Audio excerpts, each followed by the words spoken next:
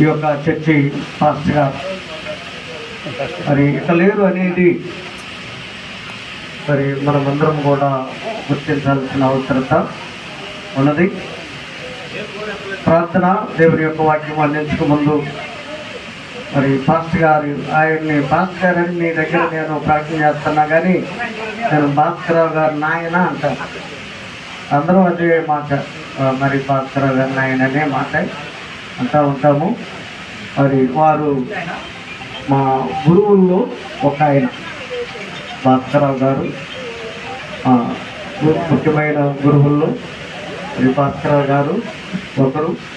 వారి యొక్క గృహంలో వారు మంచి పరిచర్య, దేవుని పరిచర్య చేసే సమయంలో మేము చిన్న పిల్లలముగా 10వ తరగతి చదివే ఆ స్థితిలో నుండి వారిని దేవుని యొక్క స్వార్థ పరిచర్యలో వెంబడించిన వారు. వారి దగ్గర మరి చక్కని పాటలు అక్కడ కాలనీ, అక్కడ షెడ్ ఉంటుంది. అక్కడ ఎవరు పాడతారంటే నేను ఇది ర్యాలిస్తాను కాదు, మేమిద్దరమే ఫస్ట్ మమ్మల్ని పాటలుగా పాడుతూ ఉండేది. వారితోటి 8 సంవత్సరములు చక్కని పరిచర్య, ఎట్లా లోపడాలా, ఎట్లా నడుచుకోవాలా, ఎట్లా భయపడాలి, ఎలాగా ఉండాలనేది భాస్కరరావు గారిని ఆయన దగ్గరే మేమందరం కూడా నేర్చుకున్నాం. చాలామంది ట్రైనింగ్కి వెళ్తారు కానీ ఈ అనుభవం కలిగిన ట్రైనింగ్ ఉండదు. ఇది చాలా విలువైన ట్రైనింగు. మరి ఏ కార్యక్రమంలోనైనా మరి భాస్కరరావు నాయన జర్నాజు తప్పకుండా వచ్చి ఏ కార్యక్రమాన్ని నడిపించాలి, ఎందుకంటే నువ్వు బాప్టిస్ట్లో కూడా మంచి ట్రైనింగ్ తీసుకున్న వ్యక్తులు కనుక ఆయన సేవలో మరి ఒక మాట ఏంటంటే, నన్ను ఒక మాట అంటూ ఉండేది, నువ్వు నా దగ్గర ఉంటే నలుగురు నా దగ్గర ఉన్నట్టు అయ్యాని. నేను డ్రమ్ము కొడతా, ఆయన వాక్యం చెప్పేటప్పుడు వాక్యం చదువుతా, పాటలు పాడతా, ఇంకొకటి ఏంది 4వది వాక్యము చదువుతా. నలుగురు ఉన్నట్టు అయ్యా నువ్వు ఉంటే, ఒక్కడు ఉంటే నా దగ్గర నలుగురు ఉన్నట్టని ఆయన చెప్తా ఉంటాడు. దైవజనులు భాస్కరరావు నాయన వారు ఈ రోజున మన మధ్య లేరు, కాకపోతే వారు మహిమలో ఉన్నారు. నేను చాలా ఆనందిస్తున్నా.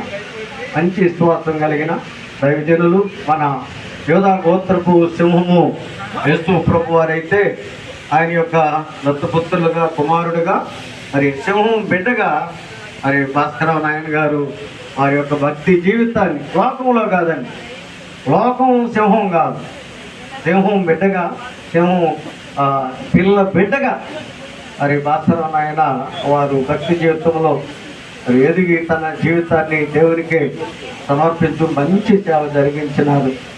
మరి వారికి హృదయపూర్వకంగా మరి వారి ఇక్కడ లేకపోయినా మరి కృతజ్ఞత వందనాలు. వారి యొక్క ఫ్యామిలీకి కానీ మరి ఈ సంఘముకు మరి ఎంతో రుణము మరి నేను ఎంతో చింతిస్తూ ఈ మంచి కృతజ్ఞతలు తెలియపరుస్తూ ఉన్నాను.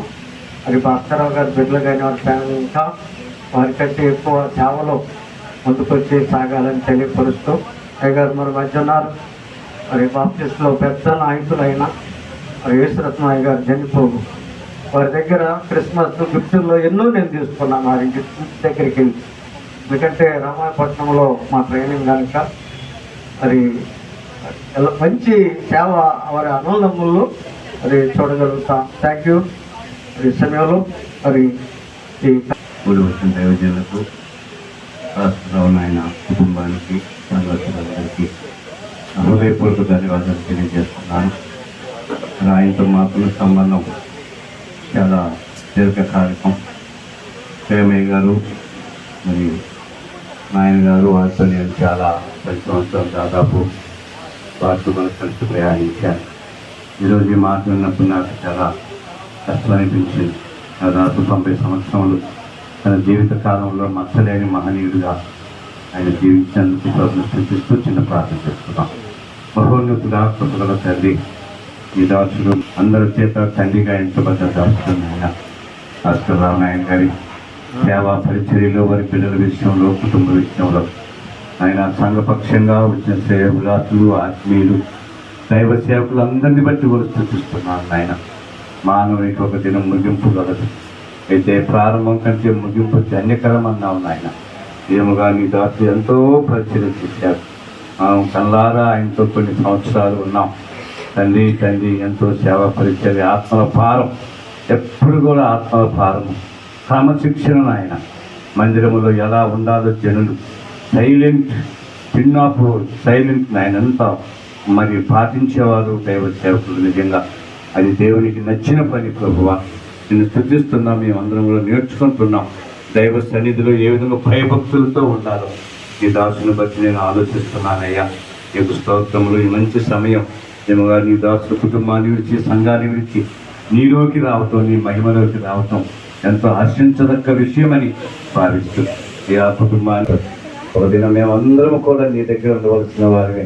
కేవలం మీరు మాకు అప్పగించిన పని విషయంలో ఉన్న కొద్ది దినాలు నమ్మకస్తులుగా పనిచేసి ఫలాలు పెంచుకునే భాగ్యం మాకు అందరికీ దయచేయమని నీ దాసుని బట్టి నిజంగా సంతోషిస్తున్నాం.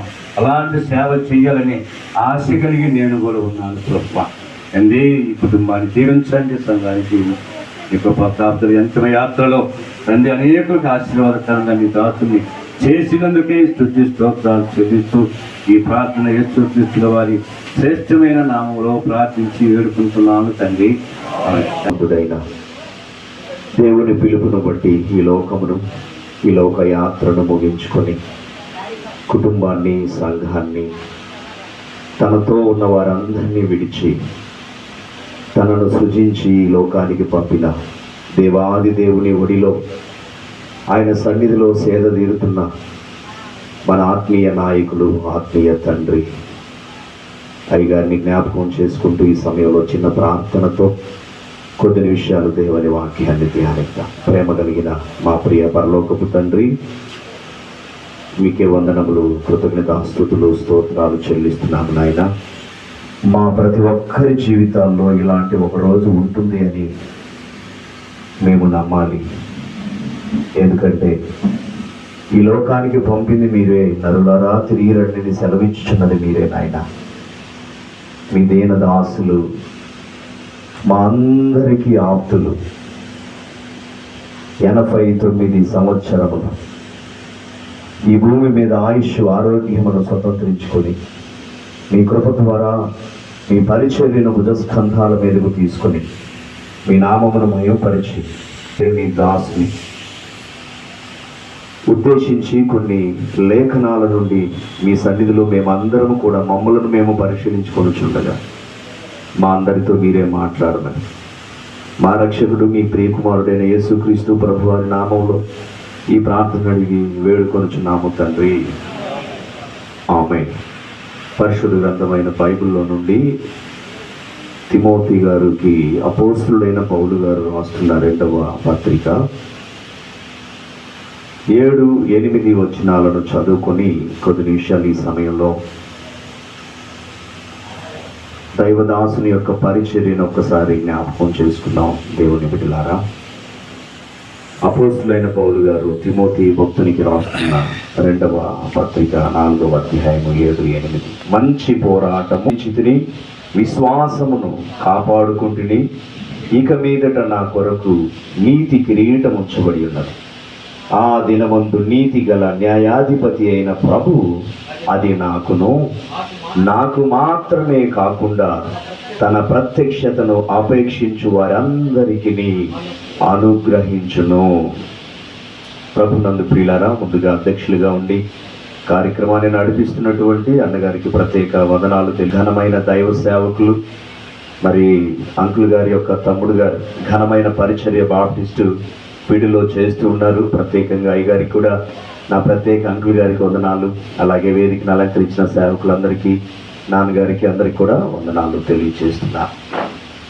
మరి నా అనుభవం అంతా కూడా చిన్నప్పటి నుండి నాన్న ఫెలోషిప్ అనుభవంలో రక్షణ పొందటం, అనేక మంది సేవకులు మా గృహానికి, సంఘానికి, దర్శికి వస్తూ వెళుతూ ఉన్నప్పుడు మా బాల్య దినాలంతా కూడా ఘనులైన అమూల్యమైన దేవుని పరిచర్య భారం కలిగిన నిస్వార్థ సేవకులైన భాస్కర్ రావు నాయన లాంటి అనేక మంది సేవకుల యొక్క వారి యొక్క జీవన విధానాన్ని, యథార్థతను, పరిచర్యలో వారు కలిగి ఉన్న పరితాపాన్ని, భారాన్ని చిన్నప్పటి నుండి చూస్తూ వచ్చేవారు.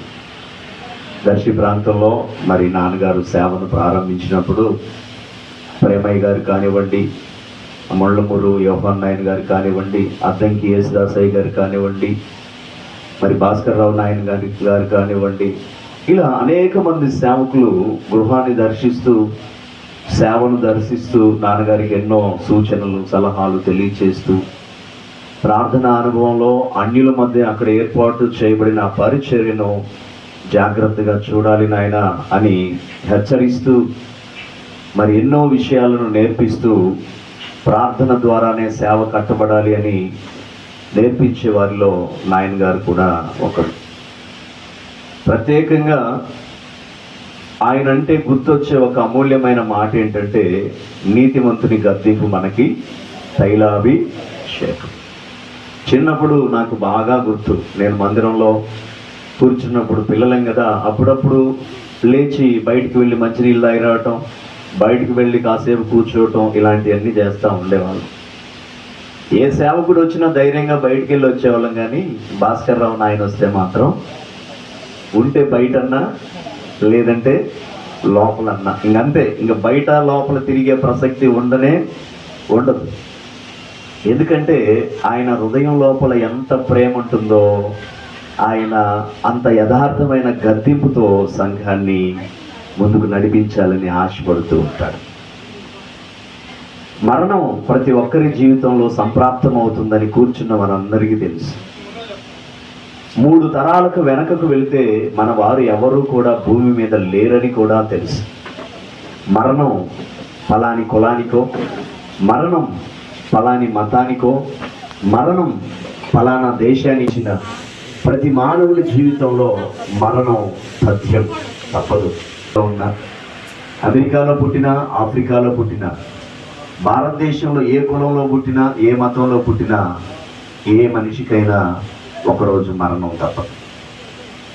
అయితే ఈ లోకస్తులకు, ప్రభుని నమ్మిన మనకు ఉన్న ఒక వ్యత్యాసం ఏమిటంటే, పునరుద్ధానుడైన ప్రభుని ప్రతి ఆదివారం ఆరాధిస్తున్న ఆ ఆరాధనే మన జీవితాలకు ఆశీర్వాదకరంగా మారి, మనకన్నా ముందు వరుసలో పునరుద్ధానుడైన ప్రభు మృత్యుంజయుడై 3వ దినమున సమాధిని గెలిచి మృత్యుంజయుడై లేచాడన్న నిరీక్షణ ఏదైతే ఉందో, ఆ నిరీక్షణే క్రైస్తవ్యానికి ఒక బలమైన పునాది. ఆ పునాది మీదే క్రైస్తవ్యం కట్టబడింది. ఆ పునాది మీదే క్రైస్తవ్యం నిలబడింది. ఆ పునాది మీదే క్రైస్తవ్యం ఆధ్యాత్మిక జీవన విధానాన్ని ప్రారంభించాలి అని కోరుకుంటూ, ఈ లోకంలో మనిషి తన జీవితంలో ఉన్న వాటన్నిటి గురించి తెలుసుకుంటాడు. తినే తిండి గురించి, కట్టుకునే బట్ట గురించి, ఉండాలనుకున్న గృహం గురించి, చేయాలనుకున్న ఉద్యోగం గురించి, బిడ్డల భవిష్యత్తు గురించి, 60-70 సంవత్సరాలు ఈ భూమి మీద ఉన్న ఈ జీవితంలో ఏమేమి కావాలో అన్నిటి గురించి ఎంతో ఘనంగా మానవుడు ఆలోచించేంత తెలివితేటలు మానవుడు కలిగి ఉన్నాడు. అయితే నా ప్రశ్న ఏంటంటే, ఈ భూమి మీద ఉన్నప్పుడు ఇన్నిటి గురించి ఇన్ని విషయాలు అనర్గళంగా తెలుసుకోవడం ఏమిటి అనే ఒక ప్రశ్న భూమి మీద ఉన్నప్పుడు కనుక మనం ఆలోచించగలిగితే, ఈ లోకమును విడిచిన తరువాత ఇంతకు నేనేమవుతానో అనే ప్రశ్న మానవుడు కనుక ఆలోచించగలిగితే, ఆ మానవుని జీవితంలో వైరాగ్యము అనేది ప్రారంభమవుతుంది. పిల్లలు, ఇక్కడ ఏ సందర్భం అయితే కనబడుతుందో, టెంట్లు వేయబడటం, ఇలాగున ఒక ఫ్రిజర్ తెచ్చి అందులో పెట్టబడటం, ఒక దైవ సేవకుడిని అక్కడ మనం చూస్తూ ఆయనకు శ్రద్ధాంజలి ఘటించడం, ఆయనని చివరి చూపు మనం చూసి ఆయనని ఇక్కడ నుండి సాగనంపి మన్నుని మన్నులో కలపటం ఏ ప్రక్రియ అయితే ఉందో, అది అయ్యగారి జీవితంలో ఒక్కరి జీవితంలోనే కాదు. ఇక్కడ కూర్చున్న మనము మనకున్న వయసుకు ఒకవేళ 100 ఏళ్ళు కలుపుకుంటే మనకున్నటువంటి వయసుకు 100 ఏళ్ళు ప్లస్ కలుపుకుంటే మన పరిస్థితి కూడా అదే. ఈ లోకమునకు వచ్చిన ప్రతి మానవుడు ఈ లోకమును విడిచిపెట్టి వెళ్ళాలి అన్నది దేవుడు చెప్పిన మాట. అందుకే భక్తుడు రాస్తూ కీర్తన గ్రంథము 90వ అధ్యాయము 3వ వచనంలో రాస్తారు ఆయన, నరులారా తిరిగి రండి, నేనే మిమ్మల్ని మనిషిని మంటికి మార్చుచున్నది నేనే, మన్నైనది వెనకటి వల్లే మన్నవ్వాలి అనే ప్రక్రియను చేసినది నేనే. ఆత్మవైన నీవు ఎక్కడ నుండి వచ్చావో తిరిగి ఎక్కడికి రావాలో కనుగొనాలి అనేటువంటి జీవన విధానము నేర్పించాలి అని ఆశపడుతున్నది కూడా నేనే. నీవు తిరిగి నీ ప్రయాణమును ముగించుకొని నా దగ్గరకు రావాలి. మనిషి ఈ లోకంలో భయపడే ప్రధానమైనటువంటి మాటే మరణం.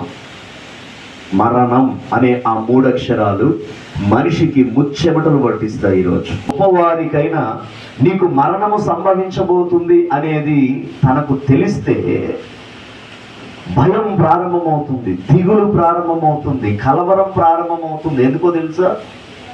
నేను ఈ లోకాన్ని విడిచి వెళ్ళిపోవాలా? నేను సంపాదించినవన్నీ ఇక నాకు దక్కవా? నేను కట్టుకున్న భార్యను వదిలిపెట్టాలా? నేను కన్న బిడ్డల్ని విడిచిపెట్టాలా? నావి అనుకున్నవన్నీ నేను వదిలిపెట్టి నేను వెళ్ళిపోవాలా అనే భయం పట్టుకుంటుంది. విచిత్రం ఏంటంటే మరణం అనే పదానికి భయపడుతున్న మనం మరణం తర్వాత జరగబోయే పరిస్థితుల గురించి తెలుసుకోవటానికి మాత్రం ఎందుకు భయపడం. మరణించిన తర్వాత ఉన్న లోకం ఏంటి, ఆ లోకానికి చేరే మార్గం ఏంటి, ఆ మార్గాన్ని కనుగొనే గమ్యం ఏంటి, ఆ మార్గంలో అంతవరకు సాగటానికి అవసరమైన నిరీక్షణ ఏమిటి, దాని కొరకు నన్ను నేను మలుచుకుంటూ నన్ను నేను చెక్కుకుంటూ ఈ జీవన యాత్రలో పాపము లోకములో పెట్టరేగిపోతున్న పరిస్థితులలో పరిశుద్ధ జీవితాన్ని జీవిస్తూ సంఘములో ఒక చక్కని పాత్ర, నాకు ఏ పాత్రనైతే దేవుడిచ్చాడో ఆ పాత్రను నేర్పించాలని పరితపిస్తుంటారు, ప్రయాసపడుతుంటారు, ప్రాకులాడుతూ ఉంటారు. కానీ ఎందుకో మనకు అది అర్థం కాదు. ఎందుకో దాన్ని మనం ఆలోచన చేయం. ఏ మాటైనా మాట్లాడు కానీ మరణం గురించి మాత్రం. అందుకే చూడండి, నీ బిడ్డ ఇల్లు దాటి బయటికి వెళుతూ అమ్మా వెళ్తున్నా అన్నాడు అనుకోండి, ఆ తల్లి ఏమంటుందో తెలుసా? అలా అనొద్దు నాన్న, వెళ్ళొస్తాను అనాలి. అమ్మా వెళ్తున్నా అంటే ఒప్పుకోదు తల్లి, శుభం పలకరా, వెళ్ళి వస్తానని అనాలి అంటది. అంటే అశుభమేమో అనుకుంటాం. మరణం మనిషికి అశుభం అని మనం అనుకోవలసిన పనిలే. ఒక ఘనమైన భక్తుడు మరణం గురించి అన్నాడు, బ్రతుకుట క్రీస్తే, మరణము లాభము, మరణము మేలు, మరణము ఆయన దృష్టికి, ఆయన భక్తుని మరణము విలువైనది, అమూల్యమైనది. ఎప్పుడు ఉండుటయే ఆ జీవితానికి ఒక సాఫల్యం. అందుకే భక్తుడు అన్నాడు, నేను మంచి పోరాటము పోరాడితిని. జీవితం ఎప్పుడు యుద్ధమే. శరీరము ఆత్మకు, ఆత్మ శరీరమునకు విరోధముగా అపేక్షించును అని గలతీయులకు రాసిన పత్రిక 5వ అధ్యాయపు సారాంశం ఉంటుంది. మేలైనది చేయవలెను, ఇది మనదే. ఎప్పుడో రక్షణ పొందాలండి, ఇప్పుడు ఎందుకు? అయ్యా బాప్తిసం తీసుకోండి, రక్షణ పొందండి. ఏ రోజైనా ఏ విపత్తు సంభవిస్తుందో తెలియదు. మనిషికి మార్పు కావాలి.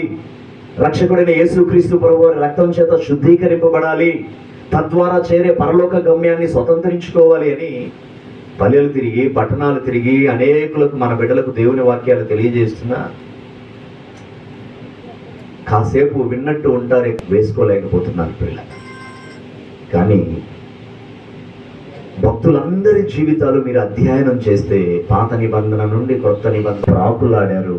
ప్రాణం పోయేంత వరకు ప్రభువుతోనే వారు నడవటానికి ఇష్టపడ్డారు. తండ్రి గారి విషయంలో మనం ఘనంగా చెప్పగలిగిన ఒక అమూల్యమైన మాట ఏంటంటే, ఏ రోజు సేవ ద్వారా సంపాదన కావాలని ఆయన కోరుకోలేదు. ఈ రోజుల్లో సేవ సెలబ్రిటీలుగా మారి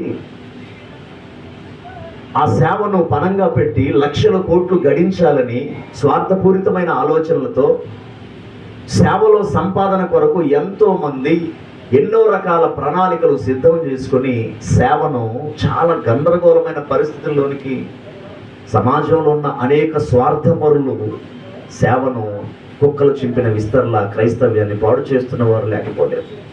గమనించింది ఏంటంటే దేవుడు ఏ పని అయితే చెప్పాడో ఆ పని మాత్రమే వారు చేసుకుంటూ ఉంటున్నారు. ఇక ఆలోచన చేయరు. ఎవరు ఎంత కానుక తెచ్చారని కానీ, ఎవరెవరు ఎంత ఇస్తున్నారని కానీ, ఎవరెందుకు నాకు ఇవ్వలేదని కానీ, ఈ నెలలో నాకు దశంభాగం తెచ్చి ఇవ్వలేదని కానీ అడగాలని ఆశ వారికి ఉండదు. పిల్లలు నేను చూస్తూ వచ్చాను, నేను నేర్చుకుంటూ వచ్చాను. ఫెలోషిప్ అనుభవంలో, మోకాళ్ళ ప్రార్థనలో, దేవుని మీద ఆధారపడి విశ్వాస సంబంధమైన సేవా జీవితాన్ని చేసే ప్రక్రియలో ఆధారాన్ని దేవుణ్ణి చేసుకొని సేవను చేసే విధానం మాత్రమే నేర్పించారు. కానీ సేవను అడ్డం పెట్టుకుని ఏదో సంపాదించాలన్నటువంటి స్పృహ ఆలోచనయ్యా. సైకిల్ వేసుకొని కాలినడకను వచ్చి సేవ చేశాడు. అయ్యా మీరు కూడా ఇలా అలా వచ్చారయ్యా మీరు కూడా అన్న సందర్భాలు ఎన్నో చూస్తూ వచ్చాం. ప్రియులను మనం ఆలోచన చేసినట్లయితే భక్తుడు తెలియచేస్తున్న అమూల్యమైన ఈ మాటలో మంచి పోరాటము పోరాడితిని. జీవితం ఒక యుద్ధ రంగం. గెలవాలి, నిలవాలి. సాతాను మనం చూస్తామేమో కానీ వెనక తన మీద ఉన్న భారము, బాధ్యతలు, వేదన. ఏమండి, కుటుంబంలో 4 సభ్యులు ఉంటే 2 బిడ్డలు, భార్యాభర్తలు ఉంటేనే ఆ 2 బిడ్డలను పెంచి పోషించడానికి పాస్టర్ గారికి ఎన్ని ఫోన్లు చేస్తారో. చిన్నోడు మాట వినట్లేదు, పెద్దోడు మాట వినట్లేదు, మా ఆయన వినట్లేదు, మా ఆవిడ వినట్లేదు. ఎన్నిసార్లు ఫోన్ చేస్తుంటారండి 4 వ్యక్తులు ఉంటే? మరి 100 మంది 200 మంది సంఘం ఉన్న సేవకుడు, ఒక పక్క కుటుంబము, ఒక పక్క సంఘ జీవితము, సేవా జీవితము, ఇన్ని కలిగిన వ్యక్తి ఆయనకున్నటువంటి భారము, బాధ్యత ఏ రోజైనా కనుగొన్నారా? వారు ఎలాంటి బాధ్యతను మోస్తున్నారు, వారు ఎలాంటి భారాన్ని కలిగి ఉన్నారు అని భారాన్ని పంచుకోగలుగుతున్నారా? భారాన్ని షేర్ చేసుకోగలుగుతున్నారా? ప్రియ దేవుని బిడ్డలారా, ఒక సేవకునితో కలిసి ఆయన చెయ్యెత్తి పెట్టే అనుభవం సంఘానికి రావాలి. నా ఆత్మీయ తండ్రి అని మనం చెప్పుకోవటం ఈజీనే, కానీ ఆ తండ్రి వారసత్వాన్ని కొనసాగించటం, అందుకున్న పరితాపము, పరిచర్య, ప్రయాణము, ఆయన కన్నీరు, ఆయనతో కలిసి చేసే ఈ ప్రయాణంలో ఎంతమందిని దేవుని కొరకు సంపాదించాలన్న ఆలోచన కలిగి ఉన్నారు? ప్రియా దేవుని బిడ్డలారా, ఒక సేవకుని ప్రయాణం మనకు ఆశీర్వాదకరంగా మారుతుంది. అందుకే మంచి పోరాటము పోరాడితేని ఆయన పరుగు, ఆయన యొక్క పరుగును అందుకే అంటున్నాడు. రెండో మాట ఏమంటున్నాడు అంటే, నా పరుగు నాకు సంతోషం వేసింది. చాలా సహజంగా మరణించినప్పుడు మనం అందరం దుఃఖపడతాం, అది శారీరకంగా వస్తుంది. కన్న తండ్రిని కోల్పోయామని బిడ్డలు ఏడుస్తారు. అల్లారు ముద్దుగా మా మామయ్య మమ్మల్ని ఇలా చూసుకుంటారు అని ఆయన పంచిన ప్రేమను చూసుకున్నప్పుడు కోడళ్ళుగా అక్కవాళ్ళు ఏడుస్తున్నారు. ఇచ్చినా ఇవ్వకపోయినా, మీరు బండి వేసుకొని వచ్చినా రాకపోయినా, అనారోగ్యంతో, ఆర్థిక ఇబ్బందులతో, కుటుంబ సమస్యలతో, గొడవల్లో, గందరగోళాల్లో ఎన్ని కుటుంబాలు ఉన్నప్పుడు అండి, అర్ధరాత్రులు, అపరాత్రులు వారు పడుకున్నా, వారు తిన్నా తినకున్నా, ఉన్నా లేకున్నా సేవకులు ఎంత పరిచర్య చేస్తారండి. కూడినటువంటి ఒక ప్రేరణాత్మకమైన జీవితం. ఎందుకంటే లోకాన్ని ఆశించకుండా దేవుని మీద ఆధారపడి సేవ చేయాలంటే ఈ రోజుల్లో అంత ఈజీ కాదు. ఎందుకంటే గొర్రె కషాయిని నమ్మినట్లే ఆఫర్లు ఇచ్చే వాళ్ళనే క్రైస్తవ్యం నమ్ముద్దు, కానీ హార్డ్ వర్క్ చేసే వాళ్ళని అసలు నమ్మదు. మనల్ని కనిపెట్టుకొని రేయింబగుళ్ళు పరిచర్య చేస్తున్నాడే అన్న సేవకునికి మనం ఏదైనా చెయ్యం. ఆఫర్ల మీద ఆఫర్లు వస్తుంటాయి, షూట్లు బూట్లు వేసుకొని ఆ ఆఫర్లకు మాత్రం మనం గీకుడు గోకుడు చేస్తాం బాగా. ఇది సేవ ఎవరికి ఎలా చేయాలి? ఆ తండ్రితో